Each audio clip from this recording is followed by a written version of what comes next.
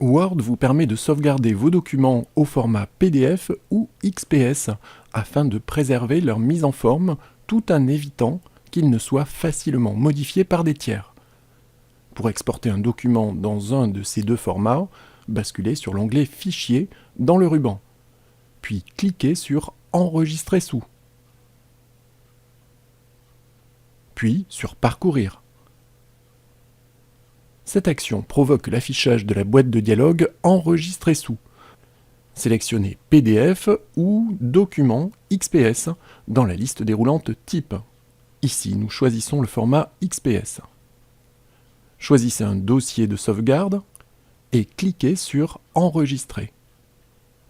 Vous utilisez certainement Windows 10 October 2018 Update ou une version ultérieure. Dans cette version du système, la visionneuse XPS est désactivée par défaut. Si vous manipulez des fichiers au format XPS, vous devez donc activer la visionneuse. Cliquez sur Démarrer, puis sur Paramètres. La boîte de dialogue Paramètres Windows s'affiche. Cliquez sur l'icône Applications. La boîte de dialogue Applications et fonctionnalités s'affiche. Cliquez sur le lien Gérer les fonctionnalités facultatives. La boîte de dialogue Gérer les fonctionnalités facultatives s'affiche. Cliquez sur Ajouter une fonctionnalité. La boîte de dialogue Ajouter une fonctionnalité s'affiche. Déplacez-vous dans la partie inférieure de cette boîte de dialogue pour atteindre l'entrée Visionneuse XPS, puis cliquez sur cette entrée. Le bouton Installer s'affiche. Cliquez dessus, puis fermez la boîte de dialogue Ajouter une fonctionnalité.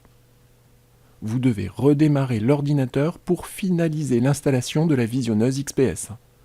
Maintenant, pour afficher un fichier XPS, il vous suffit de double-cliquer dessus. Si vous utilisez encore Windows 8.1 ou Windows 7, la visionneuse XPS est installée par défaut. Pour afficher un fichier PDF, vous devez utiliser une visionneuse PDF.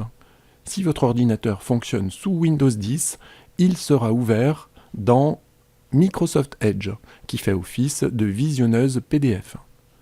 Si votre ordinateur fonctionne sous Windows 8.1, une visionneuse PDF est déjà installée par défaut.